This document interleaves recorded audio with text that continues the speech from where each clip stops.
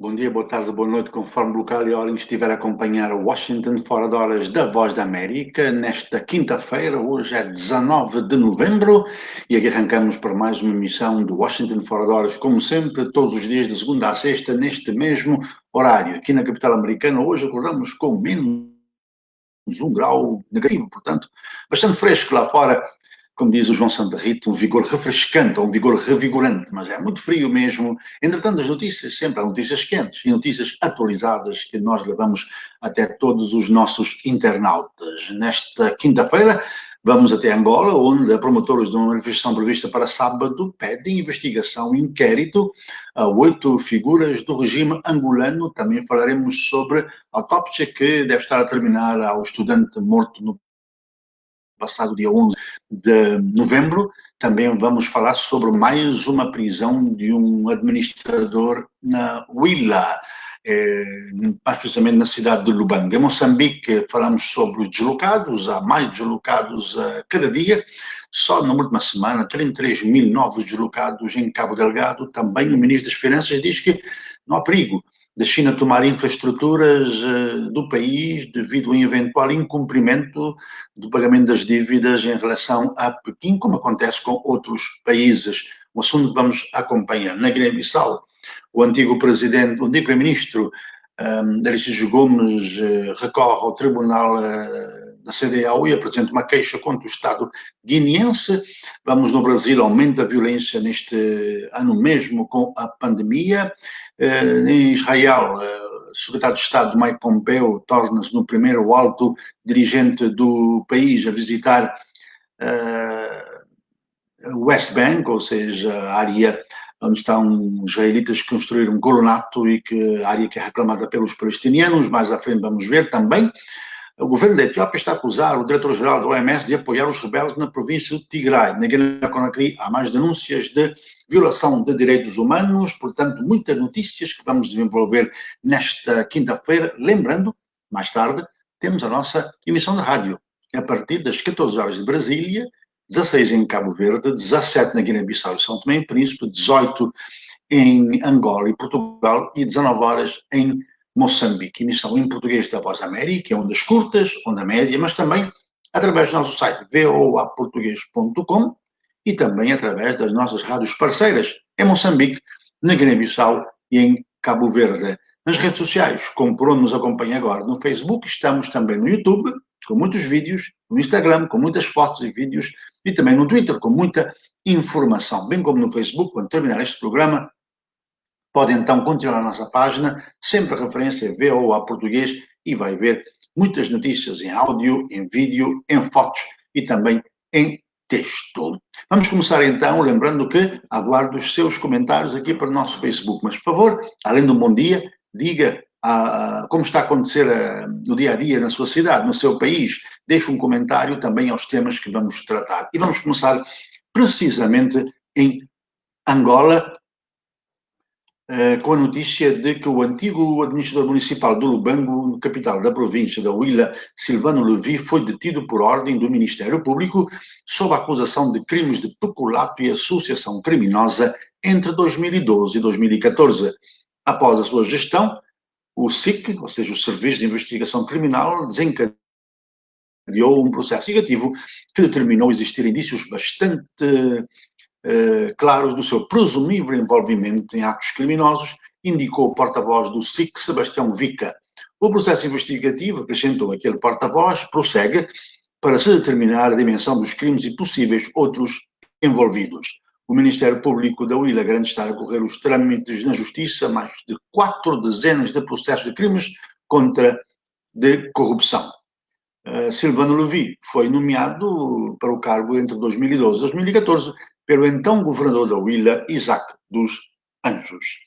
Ainda em Angola, continuamos a acompanhar a questão das manifestações que a polícia tem reprimido e dito que não vai aceitar porque violam o decreto do presidente de 23 de outubro que impõe aglomerações até 5 pessoas. Agora há mais uma manifestação anunciada, marcada para o próximo dia 21 de novembro. E os seus promotores Fernando Macedo, Helena Vitória Pereira, Leandro Freire, Moata Sebastião e Laura Macedo, escreveram uma carta ao Procurador-Geral da República a pedir a abertura de 8 inquéritos para apurar a responsabilidade civil e criminal por enriquecimento ilícito de vários agentes públicos. A manifestação visa protestar contra a corrupção e a impunidade política. Na carta, eles querem que o procurador Hélder Pitagros investigue o crime de associação criminosa por membros da direção do MPLA, que institucionalizou a política de acumulação privativa do capital, que na prática traduziu-se em crimes de corrupção. O atual presidente João Lourenço é visado, já que a carta pede ao procurador que investigue a forma como se tornou um dos dois do Banco Sol e do Banco Ambulante de Investimento, bem como a responsabilidade civil e criminal do seu chefe de gabinete, Hidalgo dos Costa, com base nas denúncias de enriquecimento ilícito feitas pela TVI em Portugal, que nós temos vindo a trazer aqui nas nossas emissões. Os promotores da manifestação querem também apurar responsabilidades de José Eduardo dos Santos e outros homens fortes do seu regime, como os generais Leopoldino Fragoso Nascimento Dino, Hélder Vieira Dias Copelipa e Manuel Vicente. Por exemplo, na criação e contratação de empresa trafigura pelo Estado angolano. Há várias outras empresas citadas nesta carta e solicitam também uma investigação para apurar a responsabilidade civil e criminal do atual presidente da Comissão Nacional Eleitoral, Manuel Pereira Silva Manico, cuja escolha foi contestada pela oposição angolana. Os organizadores escreveram também uma carta ao Presidente da República exigindo a demissão do seu chefe de gabinete, Hidalgo da Costa, devido aos crimes de que ele é acusado, de acordo com denúncias feitas pela televisão portuguesa TVI. Notícias que estamos a acompanhar e queremos envolver na nossa emissão de rádios. Também, apenas para dizer que estamos a acompanhar a autópsia que está a ser feita ao corpo de Inocêncio Alberto de Matos, o jovem estudante de 17 anos, de 26 anos, aliás, que foi morto durante as manifestações do passado dia 11 de novembro. A informação que nos chega é que está a decorrer a realização da autópsia e vamos, talvez, ter na nossa emissão de rádio o resultado desta autópsia e bem como algum desenvolvimento deste assunto que nós temos estado a acompanhar aqui na Voz da América. Vou aqui ao nosso Facebook ver se temos já internautas a acompanhar e deixar os comentários. É um prazer sempre interagir com os nossos internautas, além do bom dia, boa tarde, mas também ver o que trazem.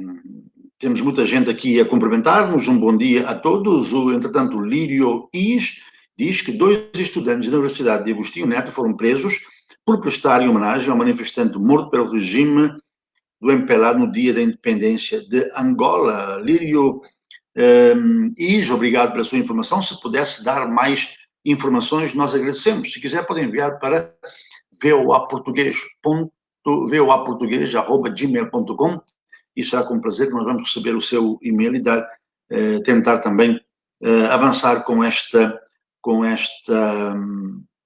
notícia que acaba de nos dar. 2 estudantes da Universidade de Agostinho Neto foram presos por prestarem homenagem ao manifestante morto pelo regime, ele diz, ditador MPLA no dia da independência de Angola. Ontem trazemos uma notícia, se quiser podem ver a nossa página voaportuguês.com, trouxemos a notícia de que havia restrições quanto a manifestações dentro da Universidade de Agostinho Neto, onde Inocêncio de Matos estudava. Parece-me que só numa faculdade de Ciências de Comunicação era permitido fazer manifestação, mas as pessoas não podiam trajar-se de preto em sinal de luto e nem fazer o minuto de silêncio. Portanto, este é um assunto também nós estamos a acompanhar. Obrigado a todos. Também temos aqui mais uma pergunta. O Cambango Fernandes diz como vai a situação da eleição na Geórgia. Continua a avançar. Em princípio, amanhã ou sábado haverá um resultado final da recontagem. A recontagem manual parece que está terminado ontem. Não temos essa informação oficial, porque muitas vezes são informações que saem através dos próprios partidos e a imprensa divulga essas informações, mas aguarda-se na recontagem sempre a informação oficial e particularmente Nova da América, aguardamos a confirmação oficial dos resultados. Há informação de que os dados podem não ter sido alterados muito, portanto que Joe Biden terá ganho a Geórgia, mas vamos aguardar a informação definitiva do secretário de Estado, que deverá fazer essa informação amanhã ou sábado, segundo a previsão do próprio governo do Estado da Geórgia. Lembrando, no entanto, que todos estes processos podem ir para o tribunal ainda, tanto nos tribunais de primeira instância, como nos tribunais federais, como ainda chegar ao Supremo Tribunal. O prazo para o término de todo este processo aponta-se para 14 de dezembro, quando serão definitivamente escolhidos os representantes do colégio eleitoral que representam e refletem os votos colocados nas urnas em cada um estado. Mas para mais informações, lembre-se, boaportuguês.com, temos muito mais, e também nas redes sociais. Obrigado pela interação, muita gente está a acompanhar-nos, mas queremos mesmo é que comentem os nossos temas e tragam também informação, como aqui acabamos de ler. Continuamos acompanhando aqui muitas notícias que fazem manchete neste dia. Em Benguela, os desalojados do bairro das Salinas tinham sido colocados num prédio chamado Ministério e agora receberam uma nota que vão ter que abandonar este prédio e dizem que não têm para onde ir, só se regressarem ao bairro das Salinas. Este é um assunto que temos estado a acompanhar há cerca de um mês. Na nossa emissão de rádio, a partir das 18 horas de Angola, pode acompanhar este desenvolvimento mais à frente. E vamos ter também uma análise em relação às reivindicações da juventude angolana e as respostas que o governo tem ou não tem dado. Mais à frente, na nossa emissão de rádio, portanto, temos muitas informações também na nossa página e nas redes sociais. Vamos ver agora em Moçambique, onde continuam ataques insurgentes nos distritos de Cabo Delgado e também continuam a fuga de milhares de pessoas para zonas consideradas seguras. Os ataques iniciaram em 2017, como temos estado a acompanhar, e até agora, dados, dificilmente ter dados seguros, mas dados de várias fontes indicam para 2.000 mortes e a fuga de centenas de milhares de pessoas. A Organização Internacional para as Migrações, que pertence às Nações Unidas, disse que essa fuga é um desafio à capacidade do governo e seus parceiros humanitários de responder com abrigo adequado, alimentos e outras formas de assistência. De acordo com a OIM, na semana passada, mais de 33.000 pessoas mudaram de distritos no norte de Cabo Delgado para o sul, particularmente na Baía de Pemba. Também este é um assunto que nós temos vindo a tratar. O número de pessoas deslocadas na área aumentou para mais de 355.000, de 88.000 no início deste ano. A OMS disse que, em cooperação com o governo de Moçambique, está a fornecer assistência humanitária imediata, mas os recursos disponíveis não cobrem as extensas necessidades humanitárias das famílias que chegam sem nada. Entretanto, hoje, uma informação que estamos a desenvolver, o governo reconhece que 74.000 alunos fugiram da violência em Cabo Delgado. Portanto, este é um assunto também que está a suscitar muita análise e muito debate em Moçambique e nós estamos a acompanhar. São 8 horas e 44 minutos aqui na capital americana. Temos algum comentário? Não, temos muita gente a acompanhar-nos, a dar bom dia a todos, bom dia, boa tarde, boa noite. Já há lugares como nossos amigos da Rússia e da Timor-Leste nos acompanham, já é noite, enquanto, por exemplo, em Angola já estamos a meio da tarde e Angola começa também já a caminhar para o meio da tarde. Em Moçambique, o Ministro das Finanças e Economia assegurou hoje que não há indícios de que a China se possa apoderar de alguma infraestrutura pública do país como compensação por um eventual incumprimento no pagamento da dívida bilateral. A afirmação de Adriano Malaiana foi feita hoje na Assembleia da República, na sessão de perguntas e respostas entre o governo e os deputados do Parlamento moçambicano.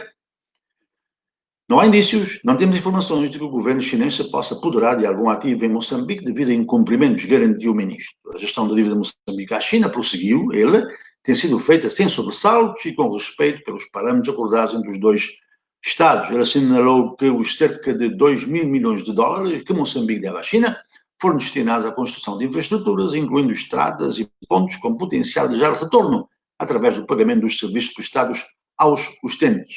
A pergunta sobre uma eventual apropriação de infraestruturas públicas moçambicanas pela China foi colocada pela bancada do Movimento Democrático de Moçambique na oposição que apontou casos em que Pequim optou pelo arresto de infraestruturas dos Estados devedores em África e na Ásia, e nós também temos trazido como Djibouti e noutros lugares onde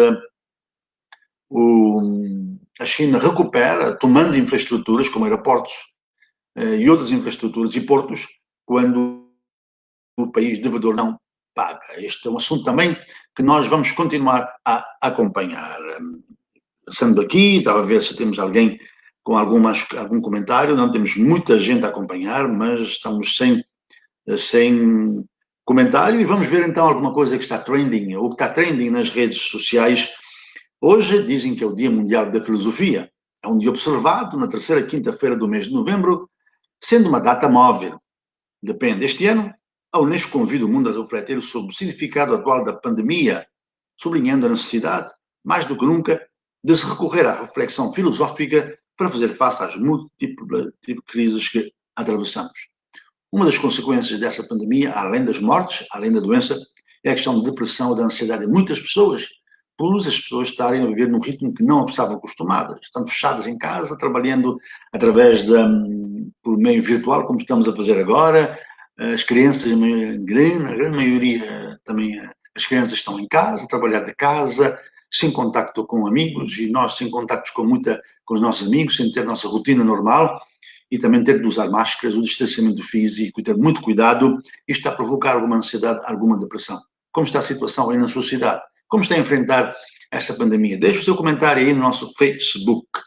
Angola, Saúde em Foco. Esta semana, já amanhã, o tema vai ser saúde infantil.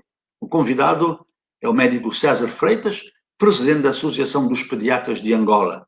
Para participar, quem quiser, particularmente os internautas e ouvintes de Angola, podem fazê-lo através do nosso WhatsApp, mais 908-652-4584. Lembramos que o programa é gravado, devido às condições em que estamos a trabalhar, de confinamento e um trabalho remoto, daí que temos 3 perguntas para colocar ao nosso convidado, que é o médico César Freitas, presidente da Associação dos Pediatras. Se quiser colocar uma pergunta sobre saúde infantil, escreva. Hoje é bom, ainda está a tempo. Mais 908-652-4584. No Twitter, o que está trending é o nome de Bobby Brown. Lembram desse nome, né? É o ex-marido da cantora Whitney Houston, depois de ter sido anunciada a morte do seu filho, Bobby Brown Jr.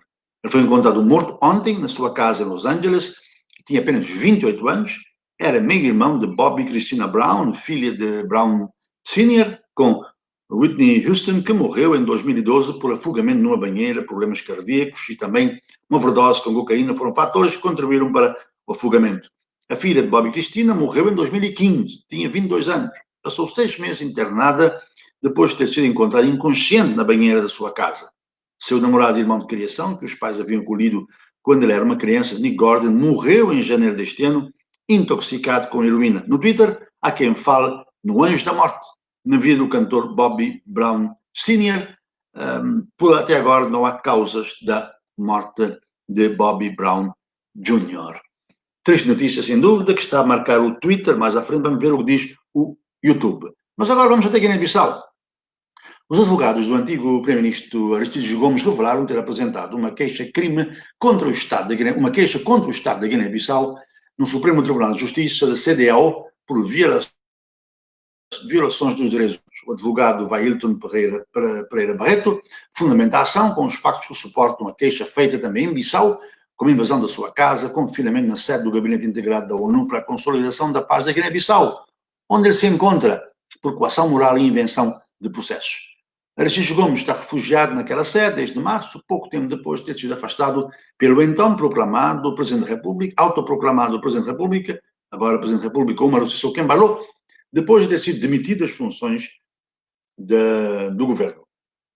O Procurador-Geral da República, Fernando Gomes, anunciou há algumas semanas que há 3 processos em andamento contra Gomes, que viu o magistrado do Ministério Público determinar o seu impedimento do país, despacho considerado mais tarde inexistente pelo Tribunal de Comarca de Bissau. Este é um assunto também nós estamos a acompanhar aqui na Voz da América. Aristides Gomes, portanto, recorre ao Tribunal da CEDEAO contra o Primeiro-Ministro, contra o governo que representa o Estado da Guiné-Bissau. Uma notícia que acaba-nos de chegar aqui é de São Tomé e Príncipe, do nosso correspondente Oscar Medeiros, dizendo que o Tribunal Constitucional chumbou o Congresso Eletivo da ADI, principal partido da oposição, que reconduziu o antigo Primeiro-Ministro Patrício Trovoada no cargo de Presidente. O coletivo dos juízes reunidos em conferência decidiu não dar provimento ao pedido formulado pelo representante do ADI e recusa proceder à anotação da identidade dos titulares dos órgãos nacionais do partido, eleitos no dia 3 de outubro, por manifesta irregularidade estatutária e legal. Lê-se no acórdão do Tribunal Constitucional com data de 18 de novembro, portanto de ontem. Este congresso da ADI realizou-se na sequência do pedido de demissão do anterior presidente, Agostinho Fernandes, e agora parte da direção do partido, que se encontra em São Tomé, reuniu-se de emergência esta quinta-feira, prometendo uma reação para breve. Estamos a aguardar esta reação ainda na nossa emissão de rádio. Quando forem 17 horas de São Tomé e Príncipe, teremos esta notícia. Vamos até o Brasil, que teve um aumento de 4% nos assassinatos nos primeiros 9 meses deste ano, em comparação com o mesmo período do ano passado. Os dados são do Índice Nacional de Homicídios, criado pelo G1, portal da Rede Globo, com base nos dados oficiais dos 26 estados do país e do Distrito Federal, Brasília. No período, foram registradas 32.298 mortes violentas, contra 31.022 no mesmo período do ano passado. Ou seja, 1.276 mortes a mais. O aumento de mortes acontece mesmo durante a pandemia, que fez com que os estados adotassem diversas medidas de isolamento social em grande parte do ano. Além disso, o aumento da morte neste ano interrompe uma tendência de queda no país nos últimos anos. Tanto em 2018 quanto em 2019, houve um recorde de baixas nos assassinatos. Vamos até Israel. O secretário de Estado americano Mike Pompeo fez hoje a primeira visita de um líder da diplomacia americana, um colonato israelita na Cisjordânia ocupada, antes de uma viagem igualmente sem precedentes aos Montes Golã, anexados à Síria. Pompeo, que está a realizar uma visita a Israel, mostrou-se na vinha Psagot, cujos escritórios estão localizados na zona industrial de Sha'ar Benjamin, parte dos colonatos israelitas da Cisjordânia ocupada, confirmar os serviços do Departamento de Estado. A administração de Donald Trump tem apoiado o Estado hebraico, reconhecendo Jerusalém como a capital de Israel e aprovou a soberania israelita como parte dos Montes Golã, anexada à Síria em 1967, e dando apoio à existência de colonatos na Cisjordânia. A criação dos colonatos israelitas cresceram muito nos últimos anos sob a liderança do primeiro-ministro israelita Benjamin Netanyahu. Na Etiópia, o exército acusou hoje o diretor-geral da Organização Mundial da Saúde, Tedros Adhanom Ghebreyesus, de apoiar e tentar obter armas e apoio diplomático para rebeldes na região de Tigray, no norte do país. Este homem é um membro desse grupo e tem feito tudo para apoiá-los, afirmou o chefe de Estado-Maior do Exército, general Birano Jula, num comunicado lido na televisão. A acusação ocorre em meio a uma ofensiva militar do governo etíope na região de Tigray, onde o partido FLPT luta contra as tropas do governo. Tedros etíope nasceu em Tigray e foi ministro da Saúde do país entre 2005 e 2012 e ministro das Relações Exteriores numa coligação governamental liderada por aquele partido. Os líderes da Frente de Libertação do Povo de Tigray dizem que são perseguidos pelo primeiro-ministro do país, Abiy Ahmed, e foram expulsos do governo. Ahmed, que venceu o Prémio Nobel da Paz de 2019, lançou uma forte campanha militar contra os rebeldes naquela província e diz que está a ganhar e vai destruí-los todos. Milhares já fugiram para o Sudão. A organização Human Rights Watch anunciou hoje que o período após as eleições na Guiné-Conakry, 18 de outubro, foi marcado por violência e repressão que causaram pelo menos 12 mortos e minaram a credibilidade do ato eleitoral. Aquela organização de defesa dos direitos humanos diz que, após as eleições, as forças de segurança utilizaram força excessiva para despertar manifestações lideradas pela oposição. E lembrou que o principal candidato da oposição, Cellou Dalein Diallo, foi mantido em prisão domiciliária sem culpa formada de 20 a 28 de outubro.